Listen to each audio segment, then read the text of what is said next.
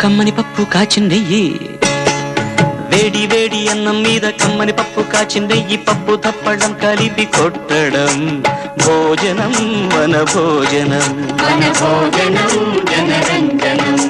తల్లి తోడు పిల్ల మేక తల్లి తోడు పిల్ల మేక ఆలు మగలు అత్త కోడలు బాసు బంటూ ఒకటేనంటూ కలవడం భోజనం వన భోజనం